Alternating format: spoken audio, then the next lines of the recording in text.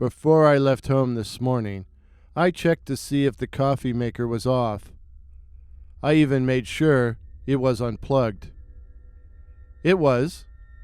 The red light was out, and I could see the power cord dangling over the edge of the counter, its prongs like the fangs of a thin black snake. I went out, locked the door behind me, and then I thought, is the coffee maker off? Is it unplugged? I unlocked the door and stuck my head in the kitchen.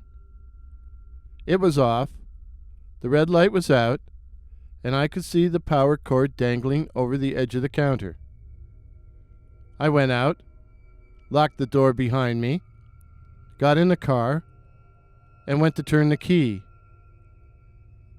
And then I thought, is the coffee maker off? Is it unplugged? Of course it's off. I even unplugged it. But I got out of the car, went and unlocked the door, stepped inside and stuck my head in the kitchen. The coffee maker was off, the power cord dangling over the edge of the counter. I got back in the car and drove, and the whole time the thoughts kept coming. Is the coffee maker off? Is it unplugged? Is the coffee maker off? Is it unplugged? Is the coffee maker off? Is it unplugged? Is the coffee maker off? I turned up the radio to try and drown out the intrusive thoughts, the barrage of intrusive thoughts, but it didn't work.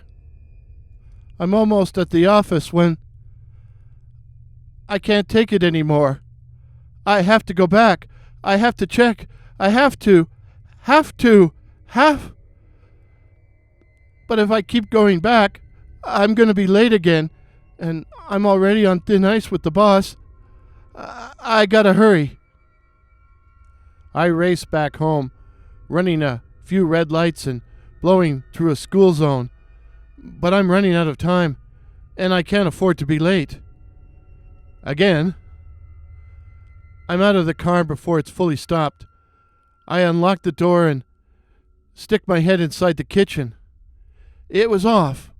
It was off. The red light was out, and I could see the power cord dangling over the edge of the counter. I got back in the car and made it to my desk in time with just seconds to spare. I logged into my computer, and then I began to wonder, is the coffee maker off? Is it unplugged? Did I lock the side door? I couldn't remember, but there was no way. There was no way I could leave now. I got up and grabbed my coat, then hung it back up and sat down. Then I got up again and grabbed my coat and started down the hall. And then I went and sat down. And I got up, grabbed my coat, started down the hall, then went back and sat down again. Up and down, up and down, up and down, up and down, over and over and over and over again. The meeting was at 10 a.m. I sat there, listening to them drone on and on and on and on, all the time wondering if I had locked the side door and if the coffee maker was off, was unplugged. Suddenly I became aware of a silence in the room. Everyone was looking at me and the boss was speaking to me, although I couldn't understand what he was saying. Did I lock the side door? Did I? Pardon? I finally managed to sputter. I asked you a direct question, the boss said, and he sounded pissed. I managed to get to my feet, mumbling, Sorry, I have to go home. I have to go home. I'm not well. Now it was the boss's turn to sputter. You can't leave now. You've got a presentation to make."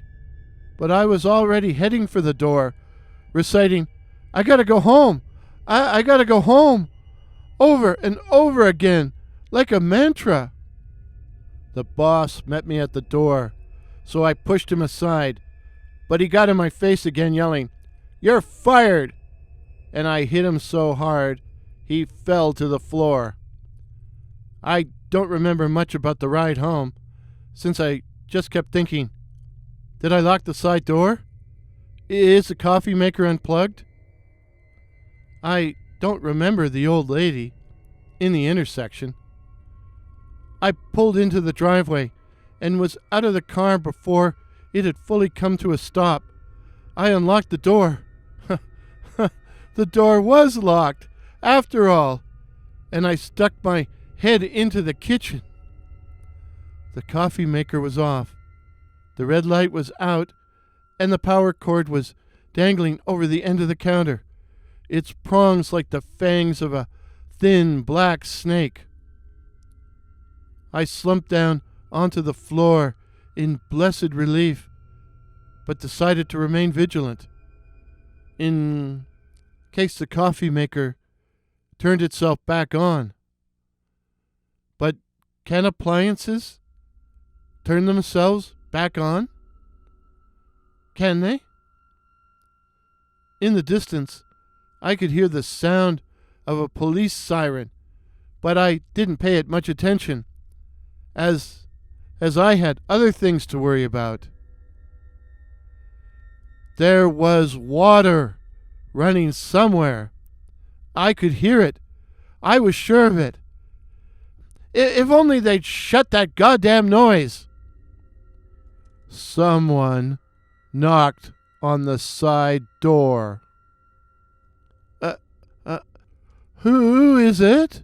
I called, never taking my eyes from the coffee maker and trying to listen for the sound of running water.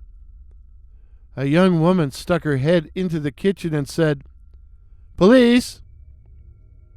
"Yes," I said, never taking my eye off the coffee maker. What did the police want here anyway? "Sir, is that your car in the driveway?" "Huh? What?" "Sir, have you been drinking?" "Drinking? Of course not. I was at the office." "Is that your car in the driveway?" "Yes," I answered slowly, wishing this annoying woman would go away. Didn't she have work to do somewhere? "Sir, you're under arrest for leaving the scene of an accident." "Constable?" "Yes?" "Is the coffee maker off and unplugged?" My question seemed to surprise her. She stared at me hard, then walked over to the coffee maker and picked up the end of the power cord, with its prongs like the fangs of a thin black snake. And then it bit her. The end of the cord turned into the head of a viper with enormous fangs which sank into her hand. The constable stood dazed for a moment, and then, like me, she slid to the kitchen floor. But unlike me, she was dead. And the power cord was, once again, just a power cord, its prongs like the fangs of a thin black snake. And as I watched, the cord stiffened, rose, and began to sway back and forth, like a cobra swaying to the music of a snake charmer. And as I continued to watch, transfixed, the cord plugged itself back in. I saw the red power light again. The coffee maker was back on. Back on. It took only about an hour for the empty coffee maker to overheat. The Pyrex coffee pot exploded. Then the plastic parts melted, and the whole countertop was quickly engulfed in flame. I watched the fire spread with disinterest and indifference. I was busy listening over the crackling of the flames for the sound of running water. There was water running somewhere. I could hear it. I could hear it. I was sure of it. I was sure of it. I think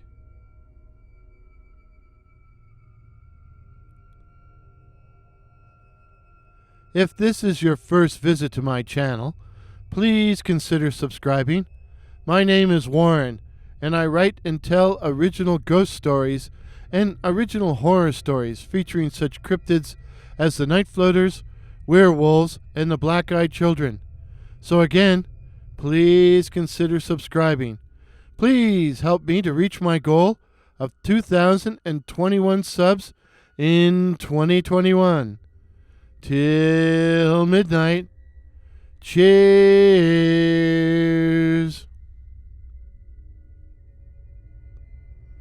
Pictures used in today's video, courtesy of Pics Here, while the music was the incredibly eerie and dreadful The Dread by that patron of the internet, Kevin MacLeod.